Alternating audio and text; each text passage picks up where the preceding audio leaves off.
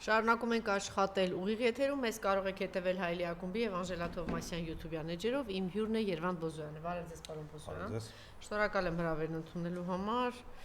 Եվ այսպես թիրախավորվել է հայ առաքելական եկեղեցին, ես չէ, ասի միայն Նիկոլի կողմից, թիրախավորվել է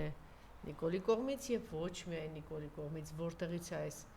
խնդիրը առաջ եկել, ինչու հիմա այս պահին նորից ու նորից այս տեսքով, այս բովանդակությամբ առաջ գալիս, ինչ խնդիր է լուծում Ադրբեջանը եւ Նիկոլը։ Տեսեք, ուրեմն երբ որ հանրապես Փաշինյանը հանդիպում է Ալիևի եւ Էրդողանի հետ, շատերը դիտարկում են ընդհանրապես ձևի, թե ինչպես են քննարկում, ոնց են քննարկում, ինչ են անում, բայց զուտ բովանդակության իմաստով ես կարծում եմ, որ արժի հիմա բացել խաղաթղթերը, թե ինչ է իրականում ցանկանում Փաշինյանը, երբ որ հանդիպում է Ալիևին եւ Էրդողանին։ Փաշինյանը Էրդողանին խնդրում է, որպեսզի Ալիևի վերաճնշում անի, որ Ալիևը իր հետ այսպես կոչված խաղաղության պայմանագիրը կնքի մինչև ընտրությունները։ Ընդ որում Փաշինյանը բացատրում է, որ եթե մինչև ընտրությունները ես այս խաղաղության պայմանագրի թուղթը չունենամ, ապա շատ դժվար կլինի ինձ վերընտրվել։ Իսկ իր վերընտրվելը ինքը փորձում է հիմնավորել, որ Ալիևին Էրդողանի շահավետ է, որտեղ այսպիսի իշխանություն Թուրքիան եւ Ադրբեջանը այլևս չեն կարող տեսնել Հայաստանում։ Այս հիմնավորմամբ ինքը ամեն ինչ անում է, որպեսզի մինչև ընտրությունները Ալիևը համաձայնվի Փաշինյանի հետ պայմանագիրը ստորագրի, որպեսզի պայմանագրի թուղթը Նիկոլ Փաշինյանը վերցնի, այդ թղթով գյուղ գնա եւ բացատրի մարդկանց, որ ինքը բերում է խաղաղություն թղթով։ Իսկ մնացածները կարող են բերեն պատերազմ։ Ինչպես որ 21 թվականին հիշում եք մուրճը վերցած ես տանելու եմ Թալանը հետ բերեմ, չէ՞։ Մուրճով տարավ եւ այդ մարդկանց համոզեց։ Հիմա քանի որ հասկանում են որ մուրճը չի աշխատում, որտեվ Թալանը ըստ էության արդեն մարդիկ տեսնում են որ այս իշխանությունը ոչ պակաս Թալանի մեջ է քան նախինները, ապա ինքը հասկացել է որ Թալանի խաղաղությունն չի աշխատում, այդ մուրճը չի աշխատում, իրեն պետք է մի հատ ուրիշ բան։ Այդ ուրիշ բանը հենց խաղաղության փաստաթուղթն է։ Բայց որպեսզի փաստաթուղթը ստանա, Ալիևը տեսնում է որ Ալիևը Փաշինյանը ծանր վիճակի մեջ է հայտնվել, ինքը փորձում է օգտվելով դրանից նոր զիջումներ կորզել Փաշինյանից։ Եթե մինչև այդ կար սահմանադրության փոփոխությունը եւ Մինսկի խմբի լուծարումը, ապա երկու նոր պահանջներ ա դրել Ալիևը, դեռ ոչ հրապարակային, որպես նախապայման, մեկը ադրբեջանցիների վերադարձը Հայաստան, մյուսը Զանգեզուրի միջանցքը։ Հիմա իմ համոզմամբ ես դա պնդում եմ, որ Փաշինյանը նախնական համաձայնվել է դրա հետ, բայց ինքը հրապարակային դա չի ասում։ Ինքը ասում է ինձ տուր շանս, որ վերընտրվեմ, որպեսզի կարողանամ այդ երկու խնդիրները լուծեմ։ Հիմա Ադրբեջանը ասում է, չէ, ինձ պետքա որ երաշխիք լինի, որ դու փաստորեն չես խաբելու մեզ։ Ինչ պետքա անել։ Իրանք ստուգողական քայլեր են տանում։ Օրինակ եմ ասում։ Ինքը Ալիևը ուղերձ է ուղարկում, ուղերձ Անկարայում կոնֆերանս է ընթանում, այսպես կոչված արևմտյան ադրբեջանցիների կոնֆերանսը, որտեղ նշվում է, որ իրանք պետքա վերադառնան Հայաստան։ Ալիևը ուղերձ է ուղարկում Անկարայի կոնֆերանսին եւ հայտարարում է, որ առանց արևմտյան ադրբեջանցիների վերադարձի Հայաստան վերջնական խաղաղություն տարածաշրջանում չի կարող լինել։ Հիմա Ալիևը ասում է, ես այդպես բան հայտարարել եմ, հիմա դու պատասխանի, որ դու համաձայնես դրան, Փաշինյանն առաջարկում։ Ինչ անում Փաշինյանը, շատ խորամանկ քայլ։ Մի կողմից Հայաստանի արտգործնախարարությունը հայտարարում է, որ Հայաստանում չի կարող լինի արևմտյան Ադրբեջան, որը Ալիևի տեսման չի հայտարարել, լավ ադրբեջանցիների վերադարձ։ Եվ միաժամանակ Ալեն Սիմոնյանի շուրթերով հայտարարում է, որ հենց որ այդ թուղթը լինի, միանգամից հաջորդ օրը կարող առևտուր լինի եւ ադրբեջանցիները կարող վերադառնալ իրենց գյուղերը։ Պատկերացնում եք, չէ՞ ինչա։ Այսինքն Ալեն Սիմոնյանի շուրթերով փաստացի Փաշինյանը մեսեջ ուղարկում Ալիին, որ տես ես քո խնդրանքը բավարարել եմ։ Հիմա դու պետքա խնդիր տաս, որ այդ պայմանագիրը մենք մինչև ընտրությունները ստորագրենք։ Հիմա այդ process-ն է գնում։ Հիմա դրան ինչ պատասխան եղավ։ Ուրեմն քանի որ Փաշինյանը համաձայնվել է նախնական, որ ադրբեջանցիները պետք է վերադառնան Հայաստան, դա նշանակում է, որ այդ վերադարձող ադրբեջանցիներին պետք է կրոնական, այսպես ասած, սպասարկման կենտրոն, չէ՞։ Որի արդյունքում Փաշասադը պաշտոնապես հայտարարում է, որ ինքը ստեղծում է արևմտյան Ադրբեջանի կրոնական խորհուրդ, որը պետքա սպասարկի բավարարի Հայաստան վերադարձած ադրբեջանցիների կրոնական գրավելը ոնց է լինում էլի։ Հա, պարզ է։ Հանձնելը ոնց է լինում։ Հիմա տեսեք, դա շատ կարևոր խնդիր է, դա շատ կարևոր։ Հիմա տեսեք ինչ կատարվեց, այսինքն Նիկոլ Փաշինյանը իր իշխանության վերարտադրության համար պատրաստած իր համար կարմիր գիծը իր ընտանիքի անվտանգությունն է։ Հիշեք այդ ամեն։ Իր համար այլևս չկա Հայաստան, Արցախ, չգիտեմ, ոչ մի այլ խնդիր, բացառապես ինքը շատ լավ հասկանում է, թե իշխանությունը կորցրեց, ինքը կորցնելու է իր անվտանգությունը, իր ազատությունը, միլիարդները։ Հիմա ինքը դա շատ լավ հասկանում է, ինքը ցանկացած գնով փորձում է այդ վերարտադրությունը կյանքի կոչել։ Դրա համար պետք է թուղթը, որովհետեւ թղթով կարողանա, թեև իմ խորին համոզմամբ այդ թուղթը իրան չի օգնելու, բայց ինքը փրփուրներից է կախվում, որպեսզի թուղթը ստանա։ Հիմա որպեսզի թուղթը ստանա, ինքը գնում է այդ քայլին։ Հիմա տեսեք, երբ որ Փաշազադեն հայտարարում է, որ ըստ էության ինքը արդեն ստեղծում է կազի, այսինքն Արևմտյան Ադրբեջանի հոգևոր խորհուրդ, որը պետք է արդեն սպասարկի ծառայությունները մատուցի այն ադրբեջանցիներին, որոնք պետք է վերադառնան Հայաստան։ Կասկածի տակ է դնում ընդհանրապես Էջմիածին հայ Տեսեք, շատ կարևոր դետալ։ Նույն ժամանակ Բեռնում հայ առաքելական եկեղեցին մասնակցում է եկեղեցական համաշխարհային այդ խորհրդում, որտեղ հայտարարում է, որ ըստ էության Ադրբեջանում ոտնահարվում են կրոնական ազատությունները, հայ առաքելական եկեղեցու շահերը, Արցախի խնդիրը եւ այլն եւ այլն։ Բնականաբար կաթողիկոսի այս պահվածքը հակասության մեջ է մտնում Փաշինյանի ցանկությունների, հասկանում եք, չէ՞։ Ի պատասխան կաթողիկոսի եւ թարապես առաքելական եկեղեցու այդ կոնֆերանսի Փաշազադեն հայտարարում է հետեւյալը. հայտարարում է, որ հայ առաքելական եկեղեցին ինքը իրենց ներկայացնում է ռևանշիզմի կենտրոն եւ հայ առաքելական եկեղեցին թույլ չի տալիս, որ խաղաղություն հաստատվի տարածաշրջանում եւ ինքը պատմականորեն ինքը այդ ռևանշիզմի օջախ է եղել միշտ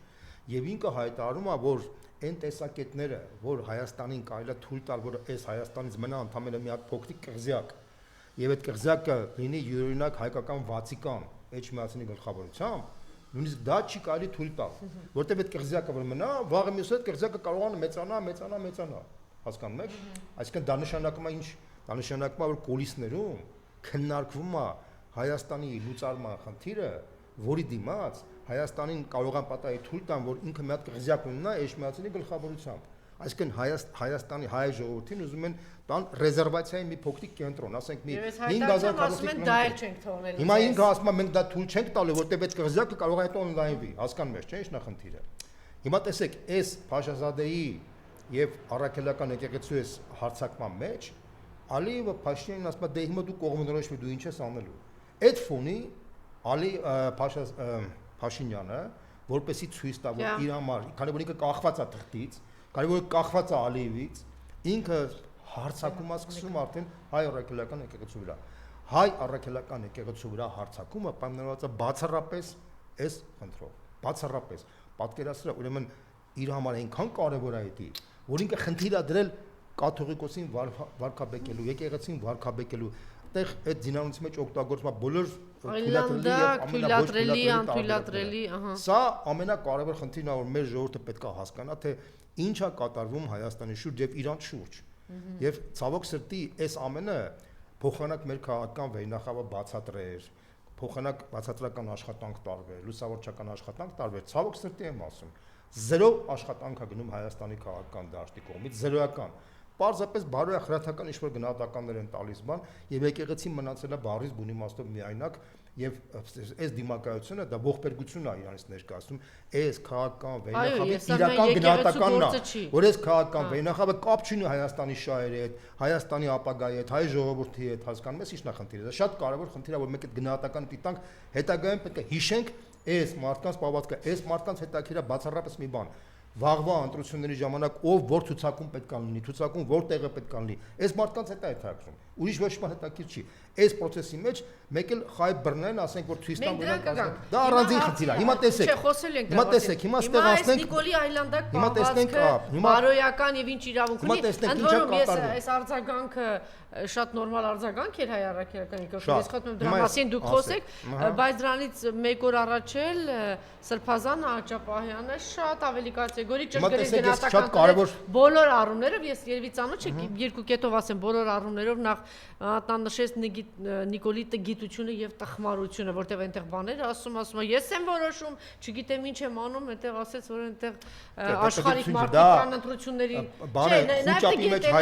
խոճապի մեջ խոճապի մեջ հայտնված մի մարդու, որը պատեպատ է տալիս, որպեսի բավարարի Ալիևի եւ Փաշազադեի խնդիրները, որպեսի թուղթը ստանա, եւ ինքը գնում է բոլոր ամենաստոր քայլերին։ Ինքը փորձում է ցույց տալ, որ կաթողիկոսը կաթողիկոս չի, որ առաքելական եկեղեցին եկեղեցի չի եւ այլն։ Հիմա անդրադառնանք այս խնդրին, որը արդեն նախ ինքը խախտում է մարդու իրանքների, բարոյական բոլոր էթիկայի խնդիրները, որը ըստ էության այն մարդիկ, ովքեր որ Իրանը այս պայծությամբ դեռ ինչ որ ձևով աջակցում են, այդ մարդիկ պետք է ամոթ զգան։ Վաղ մյուսօր այդ մարդկանց համալսարանում չէ, տեսեք, եփայի դասախոսները այն մարդիկ, ովքեր որ այս մարդուն պաշտպանում են, այդ մարդիկ նաև բարոյական եւ ապագայում քաղաքական պատասխանատվություն են կրելու իրենց այսօրվա պահվածքի, որտեղ իրենք նպաստում են Հայաստանի պետականության քանդմանը, իրենք նպաստում են Հայաստանում բարոյականության ոչնչացմանը եւ իրենք չեն կարող անպատժելիության մթնոլորտում պահպանվել հետագա process-ի հետ, որ ի վերջո Փաշինյանը հավերժ չի լինելու, բայց այդ մարդիկ պետք է իմանան, որ իրենք չեն կարողանալու հանգիստ հավասար ուրիշ քաղաքացիների հավասար ձևով ապրել այս տարածաշրջանում եւ հատկապես Հայաստանի Հանրապետությունում։ Սա բոլորը պետք է հասկանան, որովհետեւ սա ներեգություն քաղաքական չի, քաղաքացիական խնդիր չի, սա ազգային անվտանգության խնդիր է եւ այդ բոլորը պահվածքը, այդ իրանց այդ քստեմնելի մակարդակի, հիշովի մակարդակի աջակցությունը ամեն գնով, որպեսի դուր գան, չգիտեմ, վաղը մյուսօր ինչ որ բաներից բավարարելու համար, իրանք բոլորը պետք է իմանան, որ իրանք իրանց ապրուստը ստեցան Հայաստանի Հանրապետության հաշվին են դա անում։ Բայց հիմա մի կողմ թողնենք այդ ամեն ինչը, դա առանձին խնդիր է, դա առանձին ապագայի հարց է։ Հիմա քննարկենք Փաշինյանի բարոյական կողմը, հա։ Նախ ինքը խախտում է մարդու իրանքների ամենաֆունդամենտալ արժեքներից մեկը մտնելով մարդու մասնավոր կյանքը եւ փորձում է ձևակերպել, որ կաթողիկոսը ըստ էության կաթողիկոս չի, որտեղ կաթողիկոսը այսպես եւ այլն, հա։ Հիմա անդրադառնանք այս խնդրին։ Ինքը հայտարարում է, որ ես որպես Փաշինյանն հայտարարում, որպես հայ առաքելական եկեղեցու հավատավոր անդամ պահանջում եմ, որ այսպես ասած կաթողիկոսը այսպես բաների բավարարի եւ այլն։ Հիմա տեսեք, եթե ինքը հայ առաքելական եկեղեցու հավատավոր անդամ է, դա նշանակում է, որ ուշադրություն, դա նշանակում է, որ ինքը իրավունք չունի համատեղ կեցությամբ ունենա ընտանիք։ Այսինքն ընտանիքը պետք է ունի պետք է ամրագրված լիներ եկեղեցու միջոցով։ Եկեղեցին ամրագրված չի, չէ՞։ Իհարկե ամրագրված չի։ Եկեղեցին չի ընդունում նույնիսկ քաղաքացիական ամուսնություն։ Եկեղեցին ինքը ասում է կա ամուսնությունը միայն կարող լինի եկեղեցական ամուսնություն։ Բայց երբ որ մարդիկ համատեղ կեցությամբ են ապրում, այսինքն չկա նաև քաղաքացիական ամուսնություն, եկեղեցական ամուսնություն, դա աներևակայելի բացասական երևույթ է համարվում եկեղեցու կողմից։ Հիմա մենք 21-րդ դարում ենք ապրում եւ մասնավոր կյանք ամեն մարդու մասնավոր կյանքը իր անձնական կյանքն է եւ կարծում եմ որ ոչ մեկ իրավունք չունի մտնել մյուսի անձնավոր կյանքի մեջ, դա հասկանալի է։ Ես էլ երբևիցե թույլ չեմ տվել ինձ ուշադրություն դարձնեմ այն հանգամանքի մեջ, որ Փաշինյանը համատեղ կերպությամբ ապրում իր կնոջ հետ, թե եկեղեցական ամուսնության ապրել, թե ասենք պետության կողմից քաղաքացիական ամուսնությամբ ապրում, չէ՞։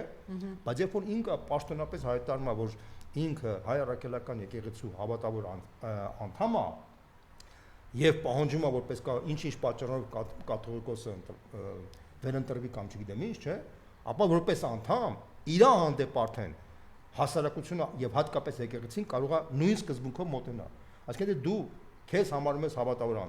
անդամ, ապա դու պետք է նույն սկզբունքով ապրես։ Դու չես կարող համատեղ կեցությամբ կնոջ հետ ապրես առանց եկեղեցու ամուսնությամբ։ Առավելևս որ ինքը նույնիսկ քաղաքացիական ամուսնություն չունի։ Հասկանում ես, դա ծայրահեղ, անբարոյական ավելին հիմա շարունակեմ հաջորդ քայլը։ Եթե դու համատեղ կեցությամբ ես ապրում եւ չունես եկեղեցական ամուսնության փաստ եւ քաղաքացիական ամուսնություն, ապա հարց քո համատեղ կեցությամբ կինը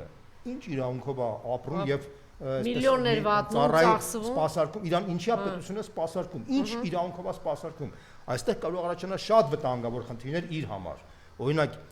կաթողիկոս եւ եկեղեցին կարան հայտարարեն որ ըստ էության եթե ինքը հավատավոր անցյալն անդամային կարան անաֆեմայի ենթարկվեն այդ մեկ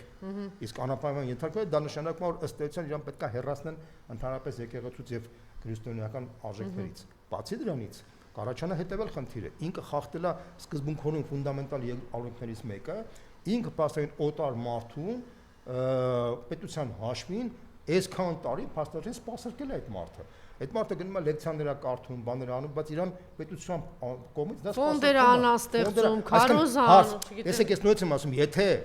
եթե մենք մոտենում ենք 21-րդ դարի ազատական արժեքային համակարգից ապա ես ձեռնպահ կմնամ գնահատական տալու որտեղ ես անձամբ ինքս համարում եմ որ մենք 21-րդ դարում ենք ապրում եւ այդ իմաստով ամեն ինչ ազատականացված է թեև կարծում եմ որ պետության ղեկավարը առնվազն գոնե քաղաքացիական ամուսնության սկզբունքով պետք է ինքը ընտանիք ունենա ես տենց եմ կարծում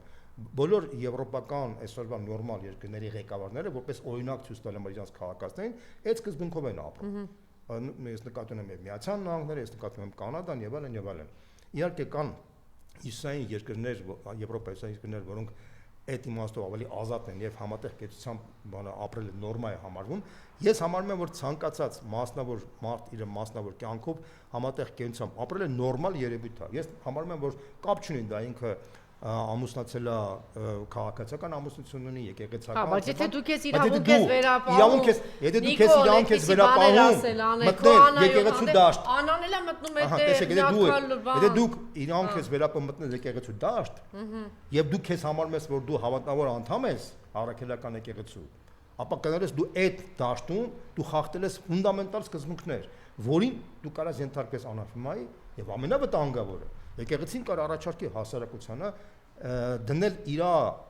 օրինականության խնդիրը, որ ինքը ինչքանով է օրինական փաստացի ղեկավարում Հայաստանը, որովհետև ինքը պետությունը սպասարկում է իր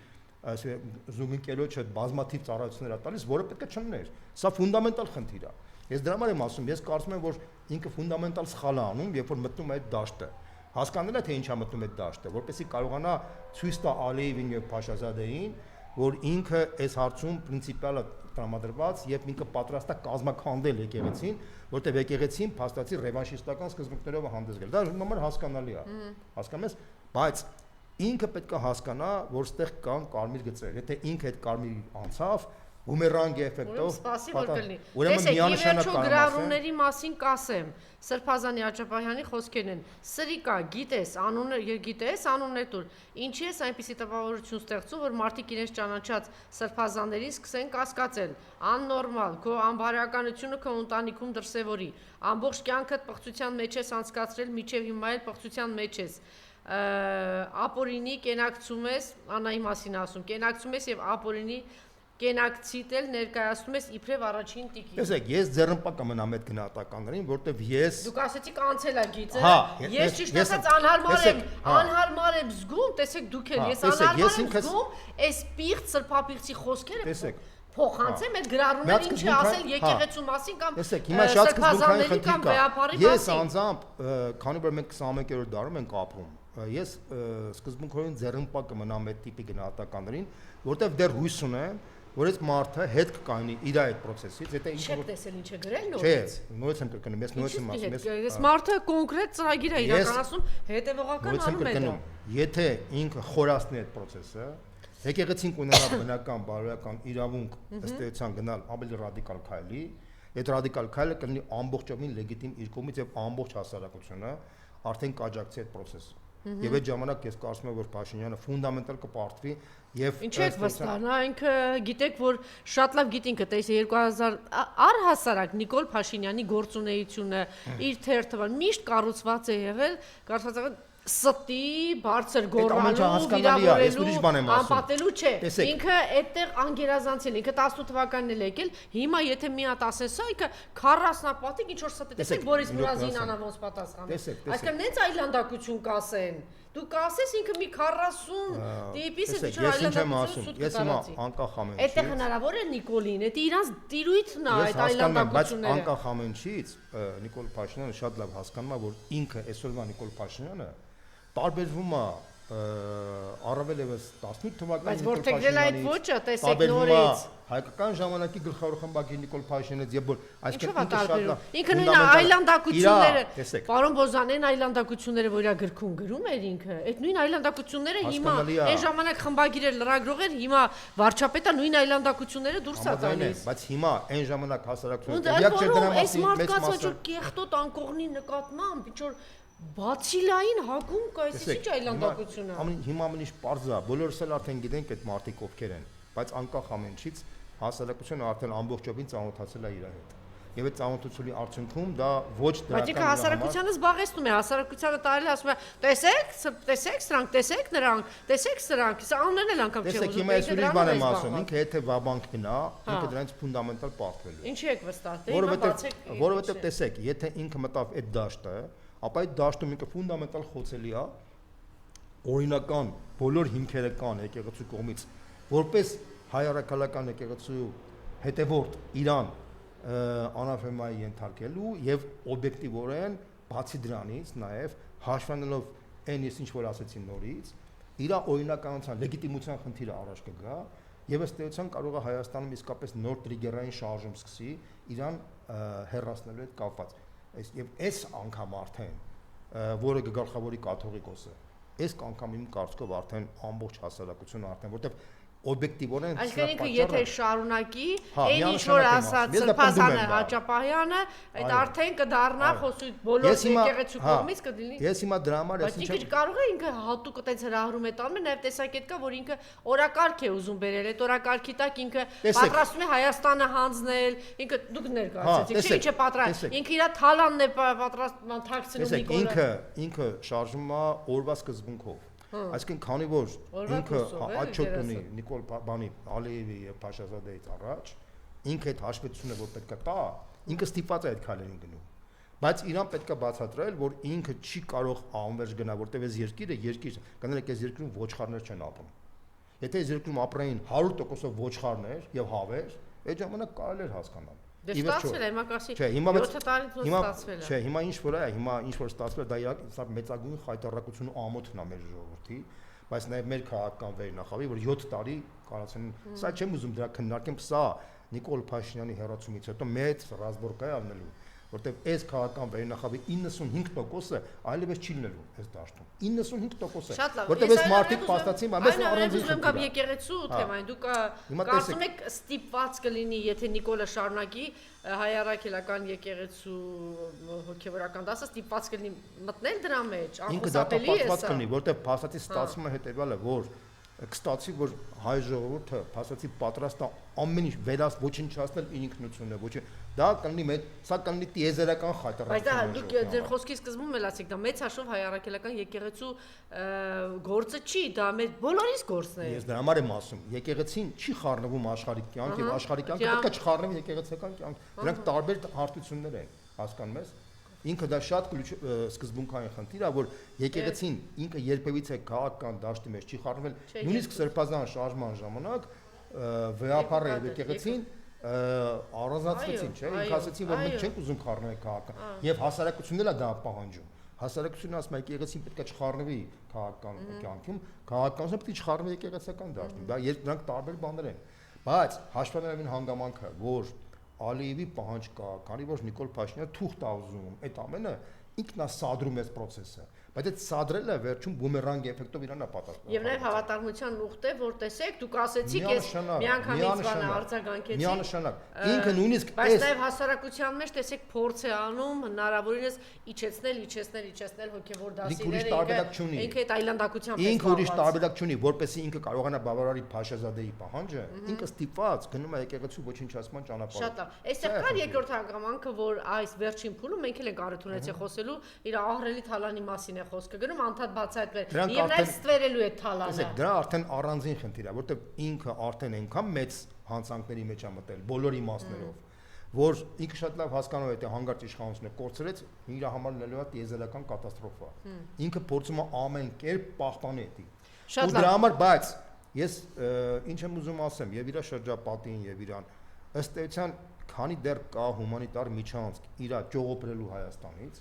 եւ այդ իր շրջապատը պետք է բացատրի իրան, որ կարողանա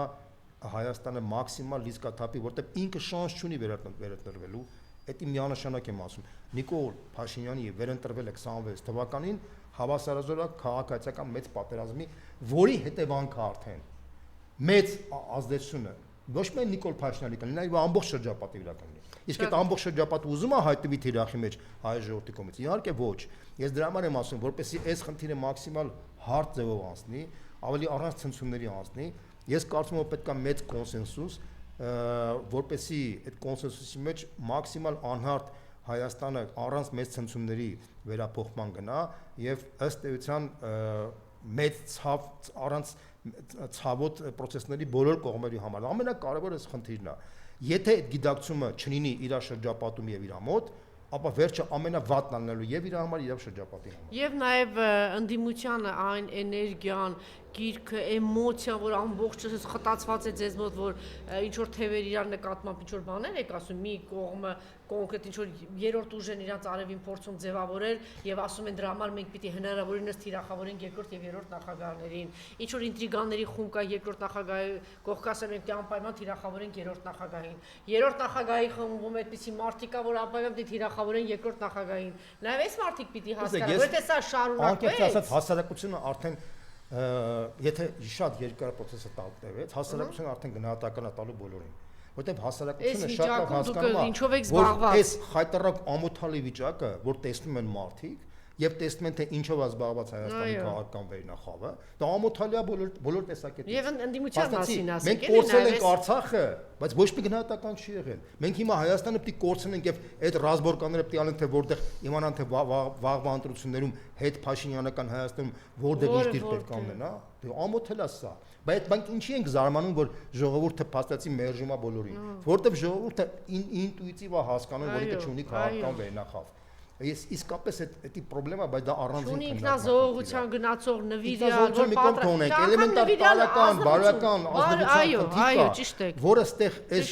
եթե վաղը Հայաստանը չլինի, քանի կոպեկ արժի թե ով որ ցուցակի մեջ կլինի, հասկանում եք ի՞նչն է խնդիրը։ Բայց այդ մարդկանց պահված կերպ մարդկանց ցուցակը չէ, նրան հեռացնեն, նրա դեմ չգիտեմ ինչ անեն, սակայն այնպիսի էմոցիոնալ, այնպիսի կատաղած բաներով ես պետք է նրան պատասխանը տամ, նրա պատասխանը պիտի տամ։ Ամենից ժողովուրդը դա տեսնում է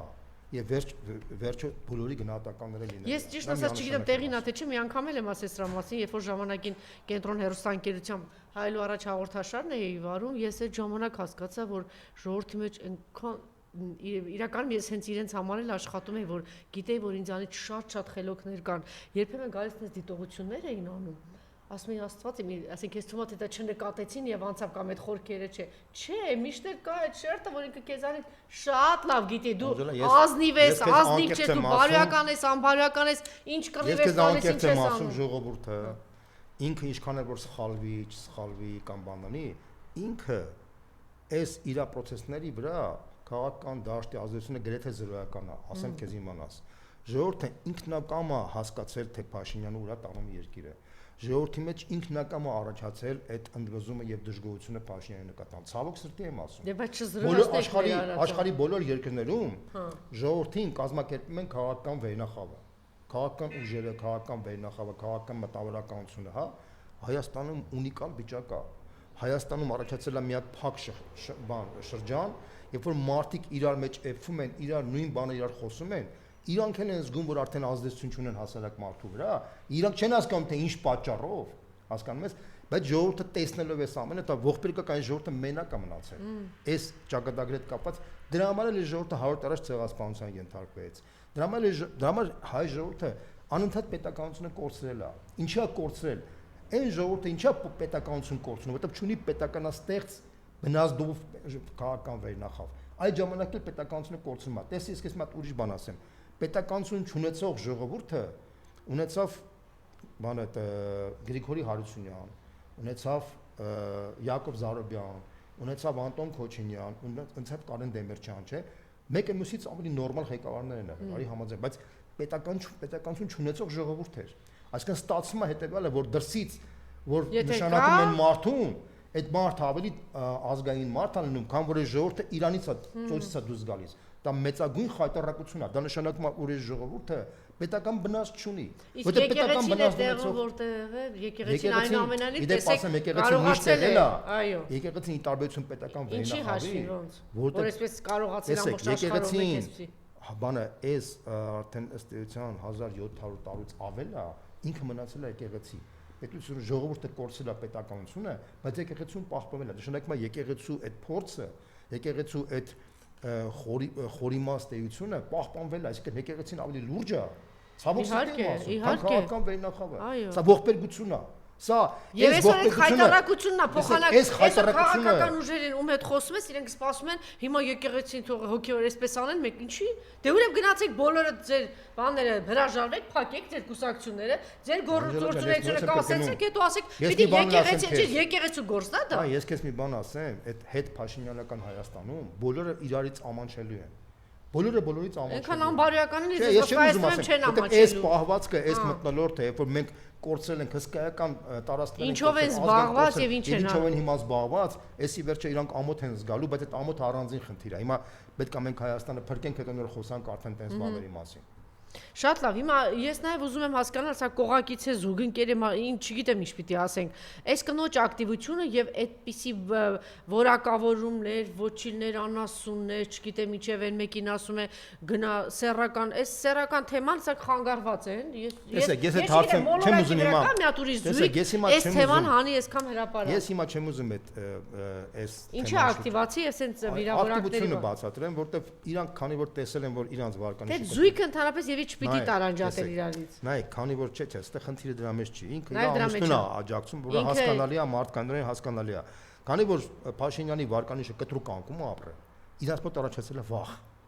Եթե կտրուկ անկում ես ապրում, իսկ իրանք էլեկտորալ կենթանիներ են, իրանք լավ են զգացել միշտ ժողովրդի պահանջը, ազդակները լավ ֆիքսել են։ Հիմա որ տեսել են, որ իրանց ռեյտինգը անկում է ապրել, իրանք վախի մեջ են հայտնվել։ Իրանք հասկացան են, եթե ժողովուրդը կատաղած ատում է իրանց, վաղը մյուսինանք, որ կորցնեն իշխանությունը, իրանց հոշոտելու են։ Այդ վախը իրանց մոտ առաջացել է շոկ, բան, խուճապ։ Խուճապի արդյունքում մարդը, որ խուճապի մեջ է հայտնվում, սկսում է իրան պատեպատ տալ, հայհոյել, բանանել, ինքը սկսում է արդեն բանը էմոցիոնալ արձագանքներ տալ, որը հասկանալի է։ Բայց այդ խուճապը եւ վախը հաղթահարելու մի տարբերակ կա։ Ի վերջո մենք հասկանում ենք, որ վիրավոր գազանին, որ կողես անկյուն, այդ վիրավոր գազանից ավելի վտանգավոր բան չկա, կարող պետությունը ոչնչացնի։ Հիմա իրանք վիրավոր գազանի կարգավիճակի մեջ են, որպեսզի իրանք չվնասեն պետությանը, պետք է լինել, ասենք, մի հատ խոհեմ քաղաքական վերնախավ, հասկանալով իրավիճակը, փորձեր նենց կառավարել process-ը, որպեսզի այդ վիրավոր գազանը կոպիտ եմ ասում, հա, ինքը առանց վնասելու պետականությանը, ինքն էլ կարողանա ինչ-որ դիմաստով կարողանա համ իրանց անվտանգության խնդիրը լուծել, համ պետության անվտանգությունը։ Այստեղ շատ կարևոր է, իմ ընկեր Անդրանիկ Թևանյանը հիմա շատ լավ բան է ասում, ասում է մենք պետք է ավելի շատ սիրենք Հայաստանը, քան ատենք Նիկոլ Փաշինյանը։ Դա շատ կարևոր բանաձև է։ Եթե մենք այդ սկզբունքով չշարժվենք, մենք կարող կորցնենք պետականությունը, որտեվ ատելությունը դա ֆունդամենտալ խնդիր է, որը իր մեջ որպես ատյանցալ բերում է շատ բացասական երևույթներ։ Հետո վերջում բումերանգով դա գալիս է, ոնց որ Փաշինյանը ատելություն սերմանեց նախկինների նկատմամբ 18 թվականին։ Հիմա այդ բումերանգով եկել է Իրանա գալիս, այդ նույն ատելությունը։ Այն ժողովուրդը, որ Իրան կուրք էր սարքել, այդ նույն կուրք սարքած ժողովուրդը հիմա Իրան ատում է նույն ձևի, նույն սկզբունքով։ Հասկանում ես։ Այս ամենակարևոր Բայց ես ասեմ իրեն հաջողել է վերջերս շրջաններից մեկում ենք եւ քաղաքացիներ որ չէ մերժում ենք թող գնա գրողի ծոցը սխալ են կարել 18 թվականին 21 թվականին հետո մեծ ցույց էին տալի բողոքում են մի հատ ավիրում են իմիջիալոս Ծաղկաձորը ուղղակի սենց ավերա գնում այդ անտառների մի սարսափելի բան է տարօրինակ կերպով ինչ որ շենքեր են բարձրանում կիսակառույց կառուցված չգիտես ինչ են անում խժռում են ասեմ որ երեք նաև մեծ անկալի ռուս գործարար $5 միլիոն ներդրում է արել շատ շուտով այդ հրապարակում դրսևորումները կներկայացնեն, պատրաստ է խոսելու, հրապարակելու եւ ասաց, որ ուղղակի այսպիսի կոռուպցիոն համակարգ ինձ թալանել են, սննկացրել են, հասցրել են սննկացման եզրին, էլի այդ Ծաղկաձորի եւ Հրազդանների մասին է խոսքը եւ ասաց, որ ինձ զգուշացրել են այդ ամեն ինչի հետևում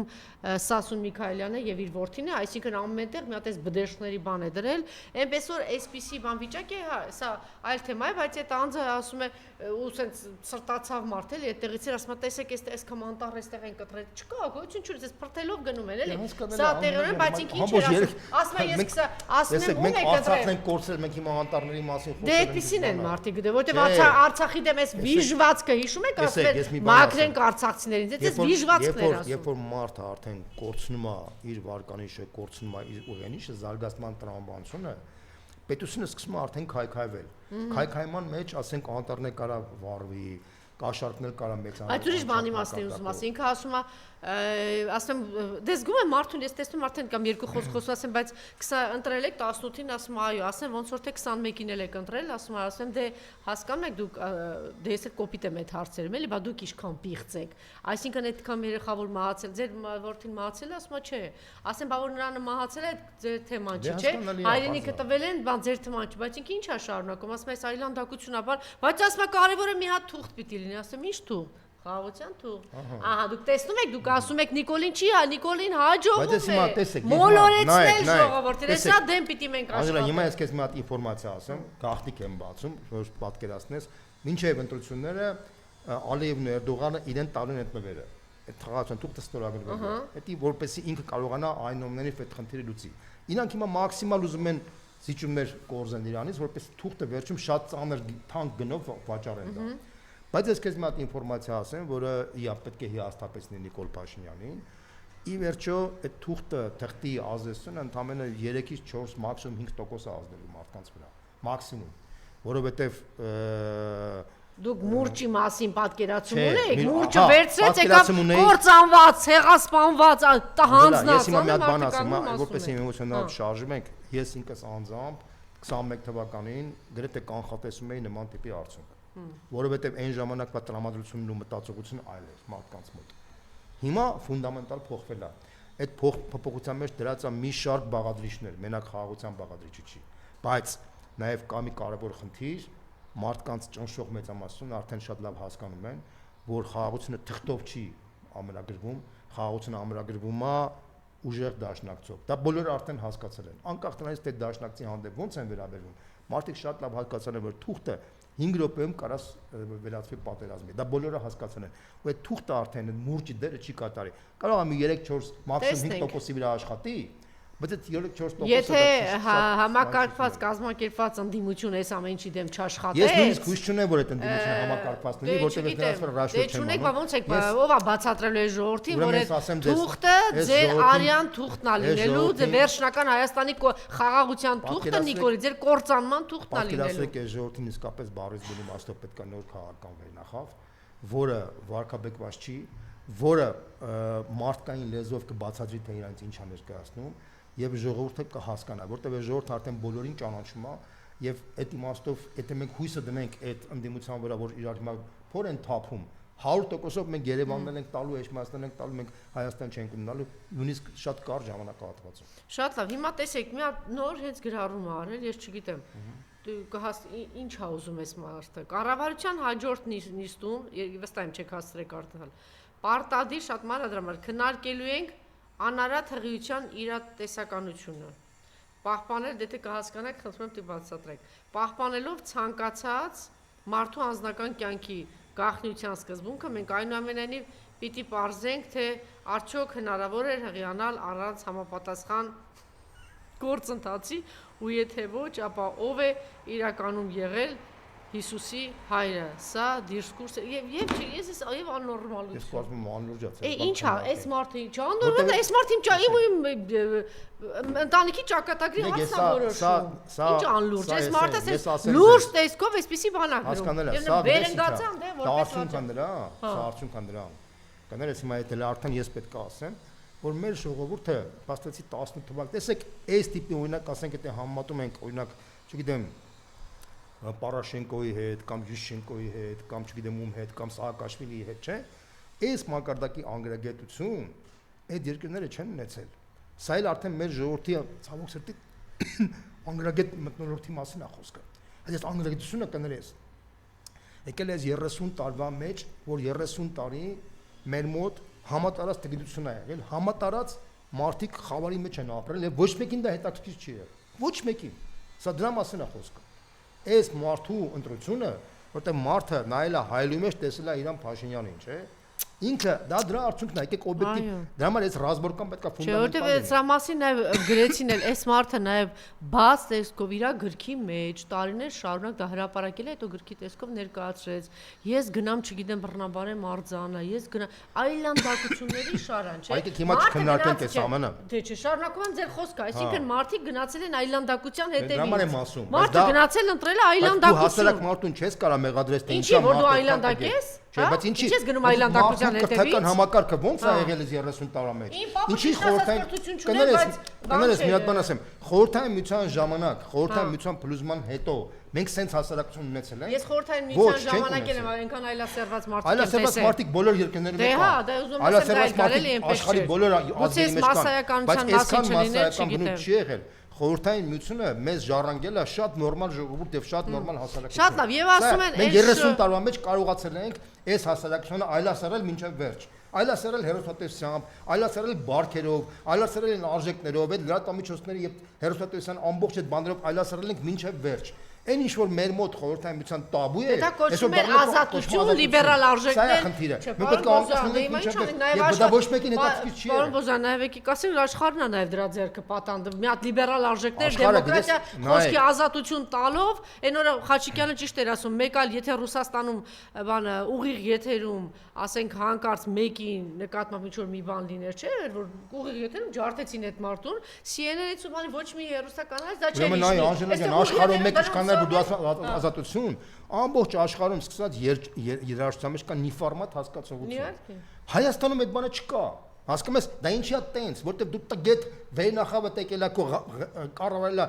բանա սովխոզի նախագահների մակարդակով ու էսենց ժողովուրդ է ձևավորել։ Այս ժողովուրդը գնացել է ընտրության 18 թվականին այդ մարդուն բերել է, հիմա սաղ զարմանում են թե մենք ինչ ենք սեն ժողովրդուն։ Ձեզ նայեք հայլու մեջ թե տեսեք թե այս ժողովրդին ինչ ժողովուրդ է սարքել։ Այս ժողովրդին սարքել եք կներեք սենց անաստական ինստիտուտով դա ժողովուրդը պիտի վերանա, չէ՞ իշքան կարելի ասենք այդ խոզի տեսքով տական դիետևից ժողովուրդին ցանկացած ժողովրդին ազգ սարքումա սեփական վերնախավը։ Այտենց բան ժողովուրդ չկա, որ ինքնաբերաբար ինքը զարգանա։ Ժողովրդին վերնախավն է ձևավորում ժողովուրդ ազգ։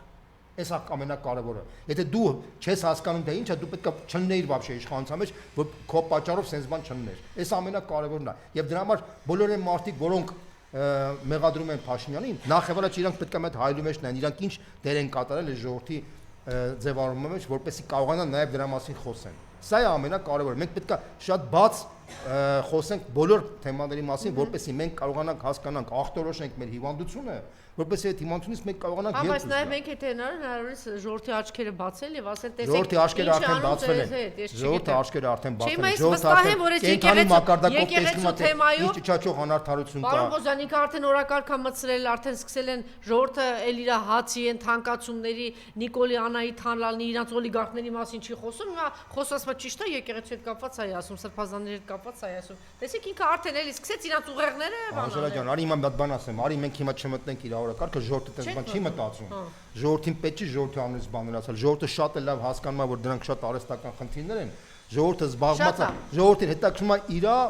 պրոբլեմները, իր հոգսերը, սոցիալական խնդիրները։ Իսկ անվտանգությունն է դա, բա իհարկե, առաջինն է նաև անվտանգությունն է հետաքրքրում։ Դրա համար ինքն է ուզում արհեստական տան այդ դաշտի մեջ։ Մենք էլ այդ արհեստական դաշտի մեջ։ Եվ լավ էր որ եկեղեցին, բայց այն անունով այդ արհեստական դաշտ չմտավ։ Իր հայտարարությամբ բարձր գտնվեց եւ չմտավ։ Որտեւ այսօր մեղադրում էին, բոլորն ասում էին, Գավազանը վերցրու գնա տուր գլխին, փայտը վերցրու տարտուր իր գլխին։ Այսօր հայր սուրբերից մեկը խոսում ասում է, ինչ եք ուզում, մենք իրան ասենք համբալը դու ես ինչ, այսինքն մենք գնանք բանը այդ Ես դա եմ ուզում ասեմ, մեր քաղաքական վերնախավի մակարդակը ֆունդամենտալ տարվում է եկեղեցու մակարդակից։ Այդ կարևորը սրա մեջ է։ Եկեղեցին ունի շատ նորմալ Եթե շարունակի, մեկ անգամ ես ուզում եմ կրկնել, եթե այս այլանդակությունը այս թեման ինքը շարունակի, ինչ է սպասում Նիկոլին հայտնվելու է վստահ է։ Միանշանակ գիտեմ, որ հայտնվելու է։ Շատ խորապես համոզված եմ դրա մեջ։ Շատ լավ, եւ տեսեք, Թալանի թեմայի հետ կապված մամուլում գրվեց, չէ, որ 8 սուպերմարկետինգների ցանցը պատկանում է այս Նարեկ ինչ էր, Մարիամ դրան նկարը, Նարեկ Նալբանդյան, բայց ասում են հետևում կանգնած է Աննա Հակոբյանը։ Չեմ ուզում մեկնաբանել, որտեղ ես քանի որ չունեմ փաստեր, դրա մասին չեմ ուզում խոսեմ։ Ես չեմ ուզում, ես գիտեք, եթե մենք հիմա սկսենք այդ բանը փաստեր չունենալով խոսենք, մենք մամուլից եմ մեջբերում անում եւ ասում եմ իրենցն է եւ հիմա որտեղ որ բացվում է հրապարակն է գրվել, կողքը ոչնչացնում են տարբեր ձևերով աներեստեղծում փակվում են բոլոր մանր միջին, այսինքն այսպիսի ռեկետ է արվում է ժողովրդին 4 միլիարդի պատմությունը, բանը ես անկեղծ եմ ուզում ասեմ, որպեսզի մենք չհայտնվենք իր դաշտի մեջ, մենք Նիկոլ Փաշինյան չենք, համաձայն ես սրա։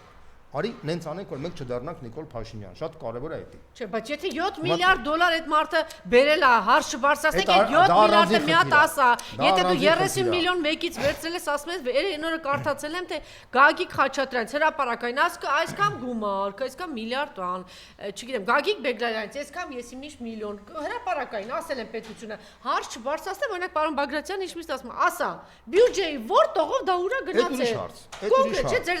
դուք ասում եք մենք վերցնել ենք, վերցրել ես Նիկոլ, ուր է այդ փողը։ Այդ միանշանակ 50 միլիոնը վերցրել ես, ուր է։ 100 միլիոն դոլարը որ ստացել է։ 2 միլիարդը ուր է, չասես։ Գնացել 100 միլիոն, չէ, այդ ամիջը սա։ Չէ։ Բայց ինքը դրանով է, 40,000 անգամ է։ Այս սա ռազմորկաները լինելու են հետագայում, դա միանշանակ եմ ասում։ Դու հիմա էլ թող մարդիկ իմանան թե ինչ թալանակ տեղի ունեն, ինչ է կատարում։ Եկեք հիմա ասենց ասեմ, հարցադրումները։ Հիմա եթե բոլոր ցանցերի 8 ցանցերի կողքը ինչքան մանր եւ միջին խանութ ու բաներ ձեռներս դերող, այդ ամենը փակվում է։ Դա արձանագրված է, չարձանագրի որ սա է տեղի ունենում։ Ցավոք սրտի եմ ասում, այդ փոքր խանութները շուտվանից են փակվում, երբ որ այդ process-ը գնաց շատ ավելի շուտվանից, դրանից ինչ եմ ուզում շատ առանձնապես խոսեմ, ցավոք սրտի կարամ ասեմ, Հայաստանում փոքր բիզնեսի մասին շատ քիչ մարդիկ են մտածել։ Միակ բանը, որ փոքր բիզնեսը զարգացել է, դա 2000 թվականից մինչև 2008 թվականն է զարգացել։ Ռոբերտ Քոչարյանի ժամանակ։ Մեկ էլ 2013 թվականից մի որոշակի ժամանակ է զարգացել, երբ որ վարչապետը փոխվեց Հայաստանում, այդ ժամանակ զարգացել է։ Ուրեմն ասած ժամանակ փոքր բիզնեսի հանդեպ վերաբերել են շատ վատ։ Սա միանշանակ դա առանձին թեմա է։ Շատ լավ, եւ 3 չի առաջ օր սա աննախադեպան է, Ուկրաինան համարում է սա մեծագույն հաջողություն, բայց դե սովորաբար նման գործողությունները բանը ասում են երբ ինքը սկիզբ Զելենսկին էլ տեղյակ չի, ընդ որում երեք միջազգային մամուլներին նայում, այնտեղ այսպես տեսակետ կա, պնդում էին, որ անգամ Ուկրաինայի անվտանգության համակարգի բաները տեղյակ չեն եղել, որովհետև այդ հավաքական արևմուտքը, այսպես ասած,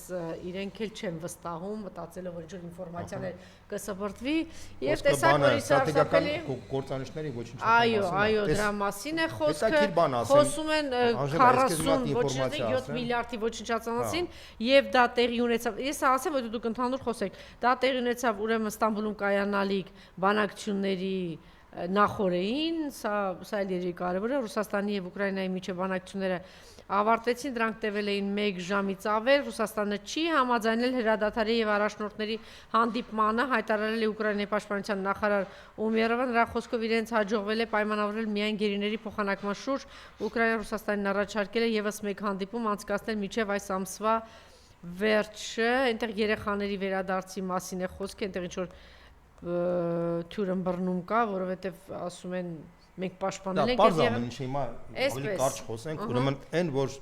Ուկրաինայի եւ Ռուսաստանի դիրքորոշումը Զելենսկին 2 կամ 3 օրով հրադադար հաստատել Ռուսաստանի առաջարկի մասին ասել է նրանք հիմարներ են եւ շատ կոպիտ արձագանքել է նաեւ Մեդվեդևը, դուք գիտեք որ Մեդվեդևը սովորաբար այդպես բան հայտարարություններով է։ Այո, ամեն ինչ պետք է պայթի, անպայման կպայթի, իսկ նրանք ովքեր պետք է ոչնչացվեն, կան հետանան, ասել է Մեդվեդևը նկատի ունենալով Ուկրաինայի դեմ պատերազմը։ Ստամբուլում բանակցությունները անհրաժեշտ չեն ինչ որ մեկի կողմից հորինված անիրատեսական պայմաններով փողզիջումային խաղաղության համար, այլ մեր շուտապույտ հաղթանակի եւ նեոնացիոնալիստական կառավարության լիակատար ոչնչացման համար։ Սա է ռուսական հուշագրի իմաստը, որը հրապարակվեց 3։ Տեսեք, ինչ կատարվեց այդ ռազմավարական կործանիչների ոչնչացման հետ կապված։ Տեսեք, ուրեմն Դոնալդ Թրամփը, եթե հիշում եք, միշտ նշում էր, որ Ուկրաինան պետք է անպայման համաձայնվի ինչ-որ ձևի կոմպրոմիսի գնա ռուսական կողմից, որտեղ Զելենսկին չունի խաղաթղթեր, ուժեղ խաղաթղթեր չունի։ Եթե դու չունես ուժեղ խաղաթղթեր, դու ստիպված պետք է կոմպրոմիսների գնաս։ Հակառակ դեպքում այն ուժեղ կողմը ավելի շատ բան կարա քեզանից վերցնի։ Դա քաղաքագիտության եւ դիվանագիտական աշխատանքի ալֆա եւ օմեգա է, բոլորը հասկանում են։ Բայց այդ եվրոպական երկրները, որոնք միշտ բացասական դեր են կատարել, իդեպ ասեմ, մեր ժողովրդի վրա են շատ բացասական դեր կատարել 100 տարի առաջ, խաբելով ժողովրդին, որ մենք գանք դες կօգնենք, բան հետո ինչպես միշտ գցել են։ Նույն ձևով իրանք խաբեցին վրացիներին, խաբեցին բոլորին, հիմա էլ ուկրաինացիներին իրանք տալիս են, այսպես ասած, կուտ են տալիս, որ մենք կգանք աջակցենք բան, իրանք այդ եվրոպական ժողովուրդները արդեն ցավոք սրտի եմ ասում, իրանք մի հատ այլասերման դաշտ են անցել, այլասերման բան են անցել։ Իրանք ոչ նորմալ կանոնավոր բանակ կանոնան, ոչ նորմալ ռազմավարությունաբերական համալիր կանոնան։ Իրանք դարձել են մաքուր սպառողական ժողովուրդներ, այլասերված եւ շատ էգոցենտրիկ ժողովուրդներ են դարձել եւ իրանք խիստ բացասական դեր են կատարում այդ իմաստով միջազգային հարաբերությունների մեջ։ Իդեպ ասեմ, որ առաջին համաշխարհային պատերազմը ծնվել է Եվրոպայում, Գերմանիայի կողմից, երկրորդ համաշխարհային պատերազմը ծնվել է նույն Եվրոպայում, նույն Գերմանիայի կողմից։ Գերմանիայի կողմից թե Մեծ Բրիտանիայի, ով էր սնում, հիշեք։ Ով էր ծանել այդ ամենը սնելը մի կողմ թողնենք, բայց երկու համաշխարհային պատերազմը ծնվել է Եվրոպայում եւ հիմնականում Գերմանիայի կողմից։ Այսինքն դա ինչ է նշում, որ այդ Եվրոպայի կենտրոնում կա գենետիկորեն կոդ պատերազմ հրահրելու համար։ Նրանք անպատասխանատու մարդիկ են, որոնք առանց հաշվարկների, առանց նորմալ բաների եւ իրանք ինչ են անում։ Իրանք փորձում են անընդհատ թույլատնել Ռուսաստանը, իրանք խրախուսում են Ուկրաինային, որպեսզի Ուկրաինան այդ իրանք հակամարտության մեջ մտածելով, որ իրանք պայքար են Ռուսաստանի հետ ուկրաինական զինվորների միջոցով, այսինքն իրանք զինվոր չեն կորցնում, բան չեն կորցնում, բայց Ռուսաստանը թույլանում է ուկրաինացիների միջոցով, ուկրաինացիները դառնան իրանք համար միս, բարից բուն իմաստով։ Սա շատ կարևոր խնդիր է, որ մենք հասկանանք։ Հիմա Թրամփը դա այն եզակի գործիչներից մեկն է, որ ասում է Ժորժ ջան, այս ամեն ինչը գնալու է երրորդ համաշխարհային պատերազմ։ Դուք ուզում եք երրորդ համաշխարհային պատերազմ։ Կարծում եմ, որ ոչ մեկ չի ուզում, չէ՞, երրորդ համաշխարհային պատերազմ։ Բայց ես մի բան ասեմ, եթե այս եվրոպական լիդերները մնան իրանց տեղերում, 100% լինելու է երրորդ համաշխարհային։ Փոխվեցին, բայց ավելի խայտարակ։ 100% լինելու է։ Ես չգիտեմ կլինի դա 2 տարի հետո թե 3 տարի հետո 100% եմ ասում, որովհետև այդ մարդիկ բացարձակ անպատասխանատու մարդիկ են, բացարձակ սրիկաներ են, բացարձակ իրենց շահերից այնքան ոչ մի բան չեն տեսնում։ Դրանք բարից բուրի մաստով սրիկաներ են, որոնք ես նույնպես եմ ասում, վաղը մյուս օրը դրանք պետք է կանգնեն Պոզդամ նոր Նյուրնբերգյան դատավարության առաջ, որպեսզի իրենք միլիոնավոր մարդկանց կոտորեցին, քրիստոնյաներին կոտորեցին միջին արևելքում։ Մեր ցեղասպանության մեջ մեծ ազդեցություն դրեցին ժամանակին 100 տարի առաջ։ Քրիստոնեական արեալները արդեն գոյություն չունեն միջին արևելքում։ Իրանք Եվրոպայում անընդհատ պատերազմներ են։ Ինչու էսպես հանգիստ հանդուրժում շարունակեմ։ Հիմա այդ լիդերների պատճառով ուկրաինական ժողովրդին անընդհատ ուզում են ցույց տան, որ մենք ձեր մեջքին ենք կանգնած ենք բան կոմպրոմիսի մի գնացեք, որի արդյունքում պատերազմը ավելի է խորանալու։ Պատերազմի արդյունքում Ռուսաստանը ավելի շատ տարածքներ է գրավել։ Հիմա ինչ կատարվեց։ Հիմա քանի որ Թրամփ ասում է դու չունես խաղաթուղթ, ձեր խաղաթուղթ չկա, գնա նորմալ կոմպրոմիսի գնա, որ կանոնացնես պատերազմը։ Մեծ Բրիտանիան տվեց այդ խաղաթուղթը։ Հիմա ինչ են անում իրանք։ Իրանք որպեսզի ձերքում խաղաթուղթ լինի։ Իրանք փաստացի գնացին այդպիսի աննախադեպ քայլի, այսինքն ռուսական ռազմավարական բնույթի կործանիչների ռուսական տարածքից իրանք ոչնչացրեցին։ Հիմա ուշադրություն։ Շատերը չգիտեն, բայց Ռուսաստանի եւ Միացյալ Նահանգների միջեւ կա մի հատ ստրատեգիական համաձայնագիր, որի արդյունքում այդ ռազմավարական կործանիչները, որ պահպանվում են Ռուսաստանի եւ Միացյալ Նահանգների տարածքում, պետք է չունենան անգարներ։ Այսինքն գարաժներ պետք է չունենան։ Այսինքն այդ կործանիչները պետք է բաց լինեն, որպեսզի բոլորը տեսնեն, որ այդ կործանիչները բաց երկնքի տակ լինեն։ Հասկանում ես։ Դա հատուկ տենց համաձայնագիր կա, որպեսզի Միացյալ Նահանգները տեսնեն, որ այդ անգարներ չկան, որ այդ կործանիչները որտեղ են գտնվում, եւ ռուսները տեսնեն, որ ամերիկյան կործանիչները որտեղ են գտնվում։ Դա բայց ես լսում էի ռուսական քննարկման ժամանակ ասում էին ինչու չկան այն դատերը։ Պետք է փակ կազմած ոչ, անգարների չլինելը դա ռազմավարական նպատակ եւ ճիշտ է եղել, որպեսզի դա փոխվստահության խնդիր բերի Ռուսաստանի եւ Միացյալ Նահանգների միջեւ։ Հիմա այն ինչ որ կատարվեց, դա կազուս բելի է։ Դա երրորդ համաշխարհային պատերազմի կազուս բելի է։ Ամերիկացիները ես տեղյակ չեմ եղել։ Ես հավատում եմ, որ ամերիկացիները ճիշտ են ասում։ Ես անկեղծ հավատում եմ, որովհետև ամերիկացիներին դա շահավետ չի։ Ամերիկացիներին շահավետ չի, որովհետև ամերիկացիները շատ լավ գիտեն, որ այս տիպի հարցերում խաղի կանոն խախտելը դա կարող է բերի բարից բունի մասով երրորդ համաշխարհային պատերազմի։ Հիմա Ռուսաստանը ստացել է կազուս բելի։ Ոչ մեկ չի ասում թե դա ինչ։ Դա ֆանտաստիկ վտանգավոր իրավիճակ է։ Այսինքն փաստացի Ռուսաստանը ստացել է հետևյալ բանը իր հանդեպ սադրիչ քայլի են գնացել։ Սադրիչ քայլի։ Իր ռազմավարական մակարդակի այդ օբյեկտների վրա հարձակումն է եղել։ Եվ այնտեղ որտեղ խորքային տեղերում, որտեղ փաստացի իրանք պայմանագրով իրանք ունեն անգարներ ունեն, հա, այդ ինքնաթիռները, կործանիչները, ներողություն։ Եվ որի արդյունքում իրանք հարված են ստացել։ Այդ հարվածը պետք է չլներ, հասկանում ես։ Ինչի այդ հարվածը, որտեղ Ուկրաինան քանի որ ինքը ռազմական թատերաբում որևէ հաջողություն չունի,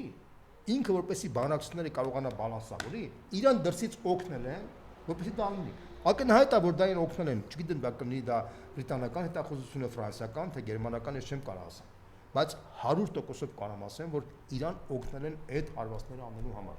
Հիմա Ռուսաստանը եթե պաշտոնապես Խոստովանի, որ իրան օգնել են, հաջորդ քայլը պետք է ինքը կազուս բելի է, հաջորդ քայլը ինքը պետք է հարվածի Մեծ Բրիտանիային կամ Ֆրանսիային, բայց ինքը դա չի ուզում անի, որտեղ դա կարող է բերի արդեն երրորդ համաշխարհային պատերազմ։ Ես համոզված եմ, որ հիմա սա մեծ ռազմական խնդիր է դա, շատ ֆունդամենտալ ռազմական։ Ես նույնպես եմ ասում, այդ հարվածնելու արդյունքում հաղորդությունը ոչ թե մոտեցել է, այլ հերվածել է խայտարակ մակարդակի, պատերազմի վտանգը շատ մեծացել է։ Դե ինչը ուզում են այդ երկրները, բարձի ինչ ուզում է Զելենսկին։ Ես նույնպես եմ կրկնում, սա շատ մեծ վտանգ է։ Ժողովրդերի մասին եք խոսում, միջև հիմա Զելենսկին նման գործիչ Ուկրաինայում վարկանիշ ունի։ Չէ, հիմա իջնում է, բարձրանում է, չգիտեմ, բայց ունի այդ մարդը։ Միացյալ Նահանգների վարչակազմը շատ ավելի կոնստրուկտիվ դիրքորոշում ունի, փորձում են իրանք նոր մարդու գտնեն, որպեսզի կարողանան այդ մարդու միջոցով փոխեն իրավիճակը։ Նու խոսակցություն կա, որ այնուամենայնիվ փորձում են Յուլիա Տիմոշենկոյին խաղի մեջ մտցնել, որտեղ Յուլիա Տիմոշենկոն այն գործիչն է, որը այնուամենայնիվ ունի նաև վստահություն նաև Ռուսաստանի մոտ, Պուտինի մոտ, բայց իր վարկանիշը մոտավորապես 10%-ի չափ է, բայց այդ վարկանիշը գիտես ինչ, այդ վարկանիշը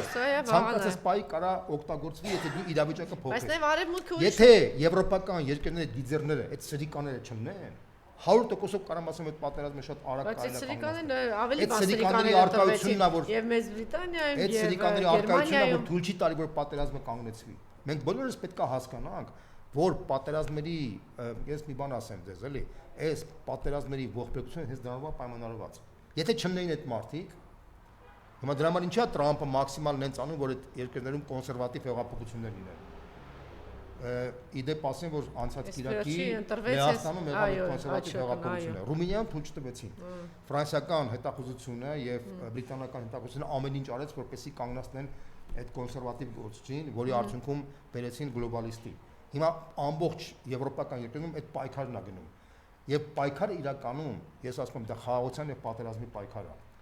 Այն մարդիկ, ովքեր որ կոնսերվատիվ դաշտը պահանջում է, որ լինի խաղաղություն եւ կոնսերվատիվ Եվրոպան փորձում է լեզու գտնել Ռուսաստանի հետ։ Եվ կարծում եմ, որ եթե այդ կոնսերվատիվ Եվրոպան չկայացավ եւ այդ